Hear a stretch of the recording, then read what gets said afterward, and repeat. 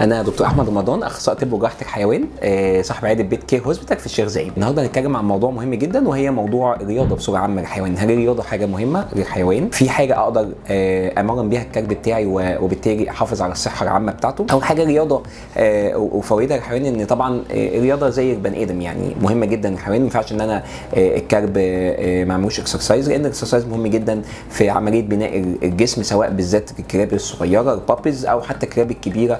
بنمنع التخنه وبنمنع مشاكل المفاصل وبنزود الصحه العامه والحاجه الصحيه والحاجه الذهنيه بتاعت الحيوان. وبالتالي انا كده بحافظ على صحه الحيوان بطريقتين، ان انا بغذي تغذيه سليمه وبمرن وبعمل اكسرسايز. ومن الحاجات اللي بتقدم اكسرسايز كويس للحيوان وهي رياضه الاجيلتي. رياضه الاجيلتي دي ممكن ما تكونش معروفه قوي في مصر، بس هي من الرياضات الخاصه بالحيوانات اللي ليها اتحاد دولي ومعروفه جدا بره. عباره عن حاجات ان الحيوان بيبتدي ان هو يعدي من تانلز، بيطلع فوق حاجات، بينط فوق حاجات. الميزه في الرياضه دي ان هي مش بس هي رياضه، هي بتزود كمان البوند او بتزود الريليشن شيب بين الكلب والاونر، لان اثناء الرياضه دي ممنوع ان الاونر يمسك الكلب او يتاتش الكلب بتاعه، ممنوع استخدام تريتس، ممنوع استخدام ليش.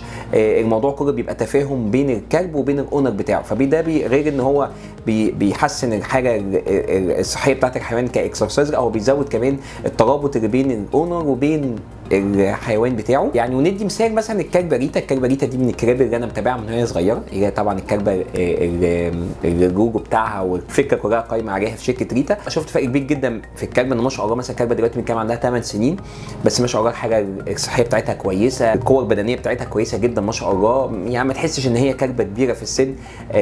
وده ان هنا هم ابتدوا معاها رياضه الاجيلتي ديت، فابتدى ان احنا نشوف فرق كبير جدا جدا في الحاله الصحيه بتاعت الكلبه ما شاء الله. شركه ريتا من الشركات كويسه جدا اللي بدات تدعم فكره الاجيلتي ورياضه الاجيلتي في مصر، وانا بسبورت ليهم، لان اي حاجه هتساعد في صحه الحيوان من تغذيه سليمه لرياضه سليمه احنا بنسبورت ليها، وان شاء الله يبقى برضه ليهم دور كبير في ان الرياضه زي دي تدخل مصر وتثبت جدارتها ان شاء الله. وطبعا الكلاب اللي بتمارس رياضه كبيره زي دي ورياضه مهمه زي دي لازم يكون قايمه على تغذيه سليمه، والتغذيه السليمه دي بتقدمها لنا شركه ريتا بمنتجاتها الكتير والفرايتيز كتير جدا اللي عندهم من الوجبات العاديه والوجبات العلاجيه، واللي احنا دايما بننصح الكلاب ان هي تتناولها.